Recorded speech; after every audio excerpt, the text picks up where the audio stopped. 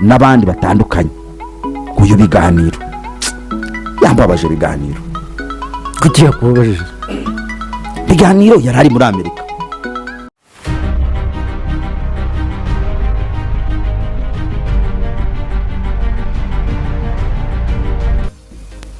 Uyu nguyu nawe akaba yari umubitsi wa APRFC n'abandi batandukanye. Uyu Biganiro yambabaje. Biganiro kugira kubabaje. Biganiro yari ari muri Amerika. Sibyo muri Amerika se kandi ntabwo mbizi, ngira ngo niho, ntabwo mbizi. Cyonzi ntabwo abaga mu Rwanda. abaga mu Rwanda ariko Amerika byo simbizi. Ujya agenda yasize atwitse imihanda nawe ari kuza n'uvuga ukuntu abanyamakuru bagiye bigira abapampe b'amakipe n'abayobozi bayo, nabo bamuvushinjaga ko hari ahabogamiye. Yego noneho rero Biganiro arigendera ko yari ku bomba anagigenda nyine niyo yiyo zari amaseri kuri za TikTok agakora live. Niba usanzwe yitwa Monda y'isi ndabazanira n'ibindi mutari muzi. Yego kuza kwe kuva harimo RDF sibyo. Ariko bamwe ahita twemerera kureba kubera ko akantu muhoza bari abantu aheretse kwandika aravuga ati anyone who threatens Rwanda is really playing with fire. UPDF is already the biggest army in the region.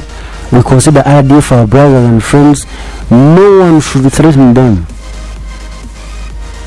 Kazajamo Uganda hari n'akandi yigeze kuvuga avuga ati nta muntu uzayimukira u Rwanda ariko ubutaka bwa Uganda ngo bimugwa amahoro.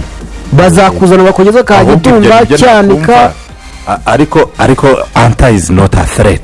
Nanjye ntabwo numva threat ya Antha is not a threat.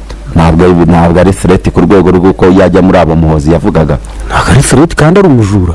Mujura yese ka abanyamakuru ntabwo ari abajura wabashakira ahandi. Abanyamakuru batanze amafaranga yabo bayaha Georgine muri zivugwa babuze proof.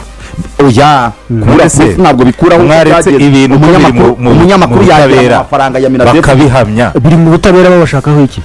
Barabashinja iki si wabisomyera barabashinja kandi ntabwo barabihamwa ibyo uri kuvuga. Ibyo wabita byose ntibarabibahamya.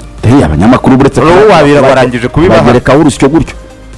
Abanyamakuru bo rwose bazayagarura ntabyivugira ngo azana ko ngomba ngenda gakeya ngomba buza kuvuga. Izere ko byinshi mwamaze gusobanukirwa bijyanye na operasiyo ya Antha Biganiro. Dukomeje n'amakuru menshi agiye atandukanye. Tumaze kumenya amakuru ukomeye cyane ukorera amaradiyo menshi agiye atandukanye. Twavuga muri radiyo ya City Radio 1 kuri ngo akayakora radiyo ya SKFM. Amakuru akomeje kwandika kuri umunyamakuru diari yamaje kwerekeza ku kigo cy'igihugu cy'itangazamakuru mu Rwanda aricyo RBA. Akora naho ndera umunyamakuru Jean Paul Dushima wamenyekanye kamumika bitewe n'uburyo yizamo igitego ku buryo budasanzwe. Bizera ko byinshi mwamaze gusobanukirwa kurushaho n'amakuru menshi mwagendaga mwibaza agiye atandukanye cyane. Ese wowe urabona ari uwe munyamakuru kuri Radio Rwanda uzajya ufatanya Jean Paul Dushime kogeza imipira igiye itandukanye cyane? Byinshi duhurire muri comment nge wateguriye izi breaking news kandi wazibagejeho ni Izayi. Muza kubifuza amahoro y'Imana kandi nkomeza kubutsa kwa subscribe, like, comment na share. Iyo tubana byinshi biri imbere kandi byiza. Nawe ubutaha. Ciao ciao.